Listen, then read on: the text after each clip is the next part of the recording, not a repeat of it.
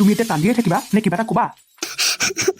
ঘৰৰ ওচৰৰ খুৰী এজনীয়ে ফোন কৰিছিলে, দেউতাৰ গাটো হেনো খুব বেয়া, মোক যিমান পাৰো সিমান সোনকালে যাবলৈ কৈছে। মোৰ খুব ভয় লাগিছে, কি কৰোঁ মই এতিয়া? তেতিয়াহ'লে ইয়াত কান্দি কাটি সময় নষ্ট কৰিছা কিয়? ব'লা আকৌ। আপুনি সঁচাকৈ কৈছেনে? মোক আপুনি সঁচাকৈ মোৰ মাৰ ঘৰলৈ লৈ যাবনে? এতিয়া সঁচা মিছা বিচাৰ কৰি সময় নষ্ট কৰিব নালাগে, ব'লা সোনকালে ঘৰলৈ লোৱা। ব'লক, মই বেলেগকৈ একো ওলাবলৈ নাই, এনেদৰেই যাম। তহঁতে ক'ত যোৱাৰ কথা পাতিছ? আৰু ক'ৰবালৈ যোৱাৰ আগত মোক যে সুধিব লাগে সেইটো কথা পাহৰিলি নেকি? নাই পাহৰা মা, যোৱাৰ আগত এনেও তোমাক মই কৈ থৈ গ'লোহেঁতেন। মা, দেউতাৰ গাটো আজি বহুত বেছি বেয়া। ওচৰৰ খুৰী এজনীয়ে ফোন কৰিছিলে, তালৈকে যাবলৈ ওলাইছোঁ। যাবলৈ ওলাইছা ভালেই কৰিছা, কিন্তু তুমি সুদাহাতে যাবলৈ ওলাইছা যে? মানে মই বুজা নাই, আপুনি লগত কি নিয়াৰ কথা কৈছে মা? তোমাৰ যি যি বয় বস্তু আছে সেইবোৰ, লগত তুমি যি আনিছিলা, নাইবা এইখন ঘৰত অৰ্থাৎ তোমাৰ পতিদেৱে তোমাক যি যি দিছিলে সেইবোৰো তুমি ইচ্ছা কৰিলে লগত লৈ যাব পাৰা। মানে মা, মোক আপুনি দুৰাতিমান থকাকৈ পঠাইছে নেকি? দুৰাতিমান নহয়, তই একেবাৰে ঘৰখনলৈ ওলাই যা। মা, এতিয়া সেইবোৰ কথা পতা সময় নহয় নেকি? আমি এই বিষয়ত পাছতো কথা পাতিব পাৰিম। পাছত কেতিয়া? যি কথা পাতিবলৈ আছে তই এতিয়াই পাতি ল। তাইক কৈ দে যে তাই আৰু এইখন ঘৰলৈ উভতি নাহিলেও হ'ব। কি? আপোনালোকে মোক একেবাৰে ঘৰলৈ পঠিয়াইছে? আপুনি যে মোক কৈছিলে অতি সোনকালেই মোক এই সম্পৰ্কটোৰ পৰা মুক্ত কৰি দিব, তাৰ মানে আজিয়েই সেই দিনটো? কওক, মোক সকলো খোলা খুলিকৈ কওক, মই বেয়া নাপাওঁ। আৰু যদি সঁচাকৈ আজি মই এই সম্পৰ্কটোৰ পৰা মুক্তি পাওঁ, তেতিয়াহে মই শান্তিৰে উশাহখন ল'ব পাৰিম। আপুনি অকণো চিন্তা নকৰিব, কি কি কাগজত চহী কৰিব লাগে মোক ক'ব, মই সকলোখিনি কৰি দিম। আমাৰ এই সম্পৰ্কটো এটা নামৰহে সম্পৰ্ক। হ'ব দিয়ক, আজিৰ পৰা তেতিয়াহ'লে আপুনিও মুক্ত, ময়ো মুক্ত। মই একেবাৰে মোৰ মা দেউতাৰ কাষলৈ যাম। এই কথাষাৰ ভাবিয়েই মোৰ ভাল লাগিছে। কিয় জানেনে? কাৰণ আজি এই 1.5 বছৰে মই এই ঘৰখনৰ পৰা যিমানবোৰ দুখ কষ্ট পালোঁ, সেইবোৰ মই কোনো কালেই পোৱা নাছিলোঁ। মালতী, সেইবোৰ পাছে পৰে হৈ থাকিব। তোমাৰ দেউতাৰে চাগে এতিয়া তোমাক বিচাৰি আছে, ব'লা সোনকালে। আৰু মায়ে যি কৈছে সেয়া সঁচা কথা কৈছে। তোমাক মই আগতেও কৈছিলোঁ, পাৰিলে আমাক তুমি ক্ষমা কৰি দিবা। আমি তোমাৰ লগত বহুত ডাঙৰ অন্যায় কৰিলোঁ। আচলতে মই এই সম্পৰ্কটোত সুখী নহয়। মই মাৰ কথা মতেহে। কি মাৰ কথা মতে হা? এতিয়া সকলো দুখ মানে মোৰ ওপৰত জাপি দিলি। তোক দেখিছোঁ তই 2 এদিনৰ পৰা বহুত সলনি হ'বলৈ ধৰিছ, বৰ বেছিকৈ ওপৰলৈ যাবলৈ ধৰিছ বোপাই।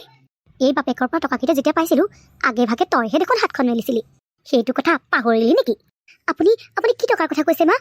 মোৰ দেউতাৰ পৰা টকা লৈছিলে মানে তোক আমি বোৱাৰী কৰি আনিছিলোঁ একমাত্ৰ টকাৰ বিনিময়ত।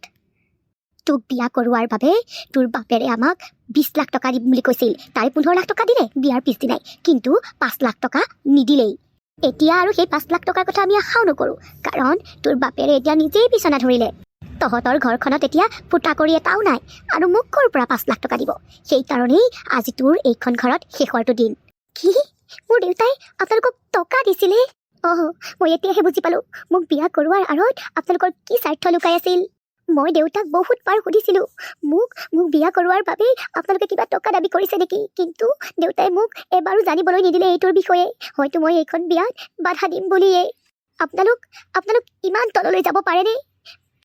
টকাৰ কাৰণে আপোনালোকে এজনী ছোৱালীৰ জীৱনটো ধ্বংস কৰি দিব পাৰে। আৰু আপুনিও ইমান টকা লোভী। আৰু আপুনি কেনেকৈ কৰিব পাৰিলে এই কাম? পচন্দ নোহোৱা স্বত্তেও এজনী ছোৱালীক কেৱল টকাৰ কাৰণে পত্নী কৰি আনিলে।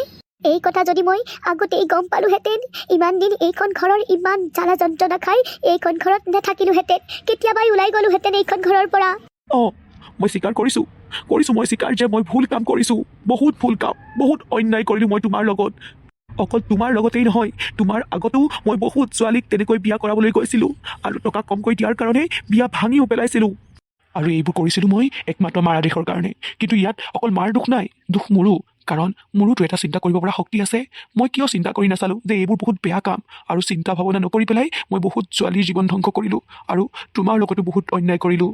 মই তোমাৰ ওচৰত হাত জোৰ কৰি ক্ষমা খুজিছোঁ, পাৰিলে মোক ক্ষমা কৰি দিয়া।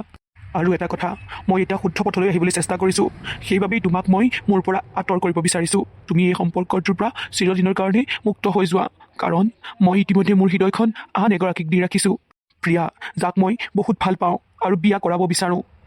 আপুনি কাক বিয়া কৰাই নকৰাই সেইটো জনাৰ মোৰ দৰকাৰো নাই বা ইচ্ছাও নাই। মাত্ৰ মোৰ এটা কথাতেই দুখ লাগিছে যে মোৰ কাৰণে, মোৰ ভৰিখন ছুটি হোৱাৰ কাৰণেই মা দেউতাই ইমান কষ্ট কৰিবলগীয়া হ'ল। নাজানো মা দেউতাই ইমানখিনি টকা ক'ৰ পৰা আনিলে, কি বিক্ৰী কৰিলে। মই সঁচাকৈ বৰ দুৰ্ভগীয়া। আপোনাক মই অনুৰোধ কৰিছোঁ, আপুনি যাতে কেতিয়াও মোৰ নাইবা মোৰ ঘৰখনৰ কাষ চাপিবলৈ চেষ্টা নকৰে। আজি মই আপোনাক মোৰ পৰা সম্পূৰ্ণৰূপে মুক্ত কৰি দিছোঁ। আপুনি যাক ইচ্ছা কৰে, যেনেকৈ ইচ্ছা কৰে বিয়া কৰাই আনিব পাৰে। আপুনি মোৰ পৰা অকণো অসুবিধা নাপায়। আৰু কি কি কাগজত চহী কৰিব লাগে মোৰ ওচৰলৈ পঠিয়াই দিব, মই কৰি দিম। মালতী, মই সঁচাকৈ লজ্জিত।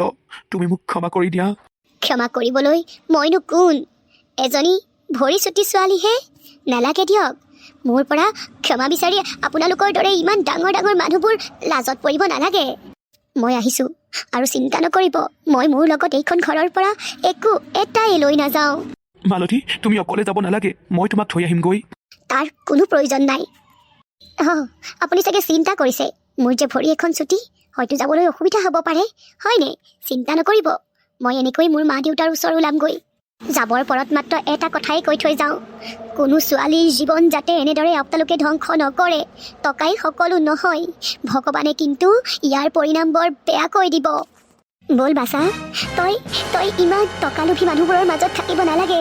যদি তই সিহঁতৰ লগত থাক, হৃদয়হীন হোৱাৰ লগতে তই টকালোভীও হবি।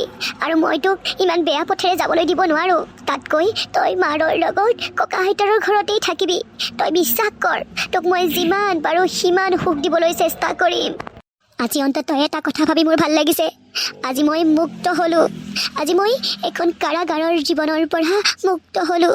মই নিজকে এখন পোতাশালত থকাৰ দৰে লাগিছিল, আৰু আজিৰ পৰাই মই মুক্তমনে উশাহ ল'ব পাৰিম। মা, দেউতা, তোমালোকে অকণো চিন্তা নকৰিবা। তোমালোকৰ এই ছোৱালী গৈ আছে তোমালোকৰ ওচৰলৈ।